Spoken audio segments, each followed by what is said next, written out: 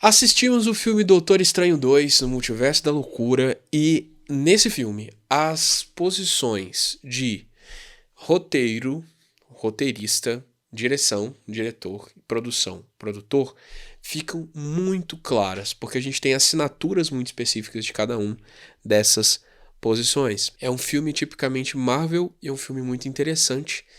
E se tem uma coisa que se pode dizer dele é que ele não é genérico. E ele me fez lembrar de como a gente pode comparar essas três posições na produção de um filme com as três etapas de uma produção criativa, conforme a gente aprende com o Simon Sinek. Ele fala que toda ideia para vir ao mundo e funcionar, ela precisa passar por três etapas e ser clara em três etapas. A primeira é por quê? A motivação, o que te leva a fazer aquilo, o que te motiva a fazer, criar, manifestar, estabelecer alguma coisa. Então, é o porquê. O que é a ideia em si e como que você coloca isso para fora, né? Como que as pessoas percebem aquilo. O que é a camada mais exterior, que se relaciona com o mundo de fora. Mas o como que é a grande sacada desse filme, tá?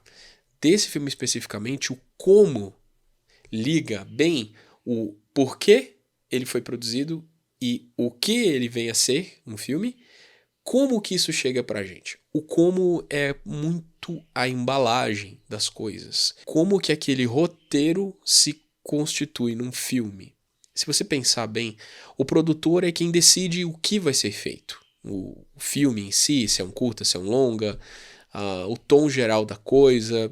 Geralmente ele tem muita importância no casting, né, na escolha dos atores, quanto orçamento ele tem, quais as locações, etc. O produtor é o cara que materializa as coisas. O roteirista escreve o argumento, ele escreve a história em si, o que vai acontecer, as linhas de diálogo, as motivações e as posturas dos personagens, tudo tá ali no roteiro. Então a história que está sendo contada é a história do roteirista. O roteirista produz a história. O diretor liga as duas coisas. O diretor é o como, é ele que pega aquela história que o roteirista escreveu e conta ela pra gente. Que câmeras usar, que posições, como iluminação.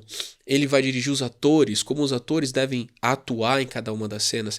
Essa é a função do diretor. A grande sacada desse filme é o como, é a direção. É o que torna ele especial, é a direção. Não vou dar spoilers aqui, não preciso de spoilers para falar o que eu vou falar, e talvez eu até motive você a assistir esse filme. Se eu motivar você a assistir esse filme, esteja claro que a censura a 14 anos dele é bastante justificada, porque é um filme com cenas bastante agressivas, alto teor de referências e de símbolos ocultistas, mas um ocultismo dentro do universo da Marvel. Então, é a mitologia que a Marvel construiu, e se você consegue entender isso, vai ser muito bom pro seu coraçãozinho preocupado com demônios na sua casa e na sua vida. É um filme do Doutor Estranho. Doutor Estranho é um personagem místico, ele faz parte dos personagens místicos da Marvel, então a carga de ocultismo e de simbolismo oculto que o filme apresenta é muito grande. Eles têm paralelos no ocultismo.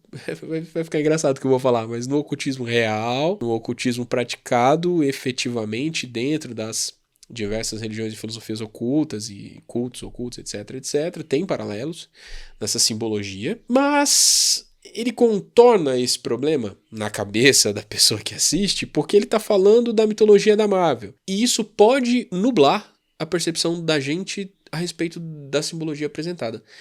Mas isso eu vou deixar para outro vídeo. Aqui eu quero falar de diretor. Faz toda a diferença num filme. Eu fiquei bastante interessado em assistir o filme porque eu gosto do Doutor Estranho. É um personagem mais profundo, tem muitas camadas ali de lidar com o ego e etc. E ele traz pro estudo e pra parte de poderes dele muitas das coisas pessoais. Então ele tá lidando com os seus fantasmas interiores enquanto ele lida com fantasmas exteriores. Ele precisa superar um para superar o outro, superando o outro ele vence esse aqui, enfim, tem essa relação da construção do personagem não ser tão linear. Ele é um personagem que o interior dele reflete muito no exterior da história e que o exterior da história transforma o interior dele.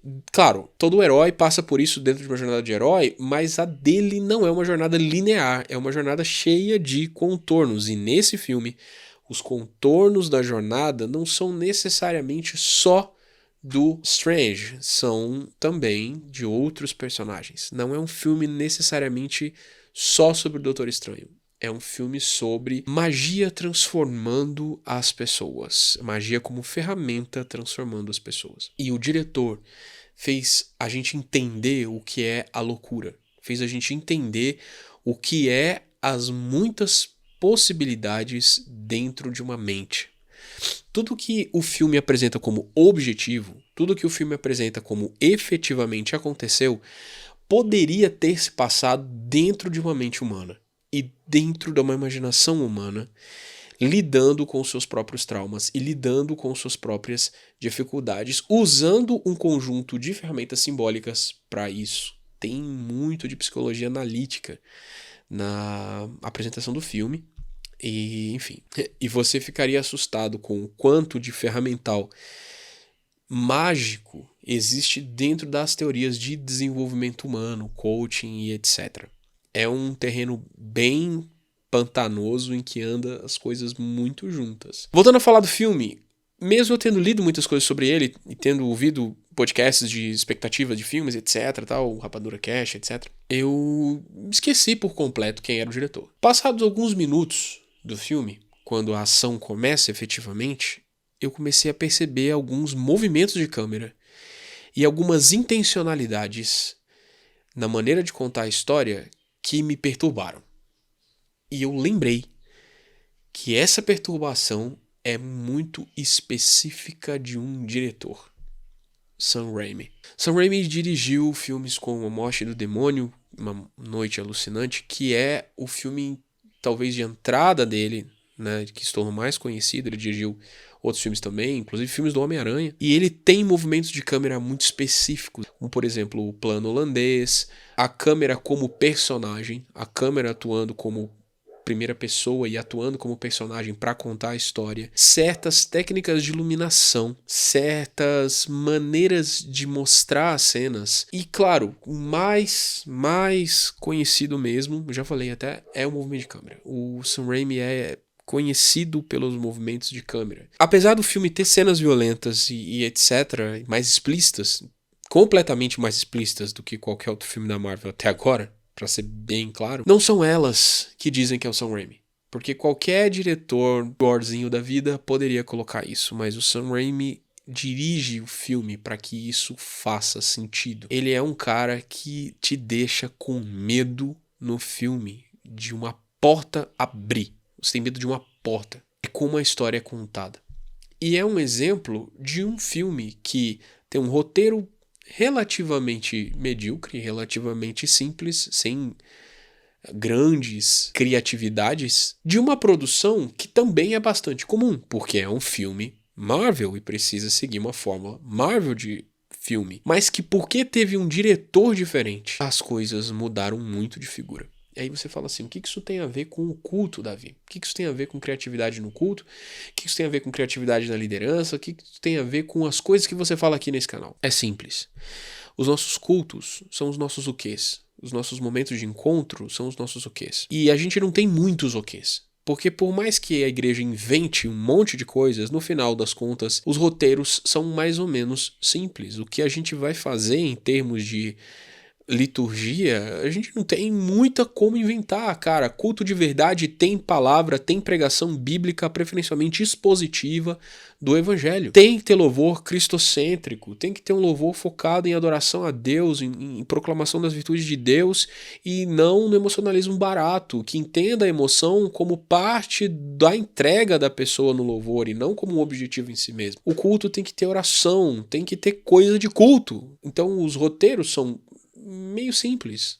A gente não tem como fugir disso. Os cultos em si, também não tem como fugir muito. Mas é o como que pode tornar a liturgia da igreja criativa e viva. É o como. É a mão do diretor.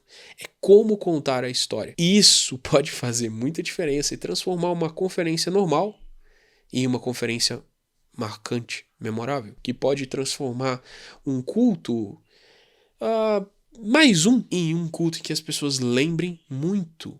É o como, é a entrega. Existe muito de devoção, existe muito de espiritualidade nesse como, tudo bem, mas também existe muito de pensamento anterior, planejamento e cuidado. Pare em algum momento para pensar no culto.